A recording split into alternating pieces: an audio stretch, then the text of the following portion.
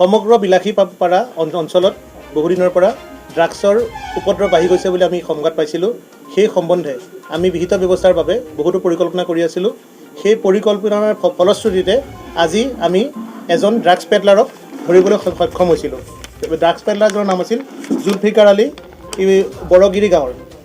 তেওঁৰ পৰা আমি 24টা এনেকুৱা সৰু চাইজৰ আমি সন্দেহযুক্ত ড্ৰাগছ ভৰ্তি কণ্টেইনাৰ উদ্ধাৰ কৰিবলৈ সক্ষম হওঁ আৰু এখন মটৰচাইকেল তেওঁৰ পৰা আমি জব্দ কৰোঁ। তেওঁক যেতিয়া সোধপোছ কৰোঁ, তেওঁ জানিবলৈ দিয়ে যে ফকিয়নিজাৰ পাৰ্ট 2 গাঁৱৰ আলী শ্বেখ নামৰ এজন ব্যক্তিৰ পৰা তেওঁ এই বস্তুখিনি সংগ্ৰহ কৰি আনিছিল আৰু তেওঁৰ লগত মিলি তেওঁ এই ব্যৱসায়টো কৰি আহিছিল। সেই সংবাদ পাই আমি লগত সংঘীয় ষ্টাফ, মহিলা পুলিচ, VDPs, স্থানীয় লোক লগত লৈ উক্ত ব্যক্তিজনৰ ঘৰত আমি অভিযান চলাবলৈ যাওঁ।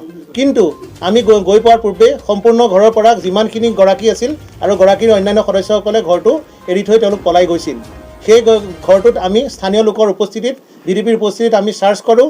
চাৰ্চ কৰাৰ পিছত আমি এনেকুৱা সৰু চাইজৰ বহুতো প্লাষ্টিকৰ কণ্টেইনাৰ যিবিলাকত ড্ৰাগছ ভৰাই বিক্ৰী কৰা হয় উদ্ধাৰ কৰোঁ। লগতে এনেকুৱা মিডিয়াম চাইজৰ টেমা যিবিলাকত ড্ৰাগছ ভৰাই বিক্ৰী কৰা হয় সেইবিলাক আমি পালোঁ।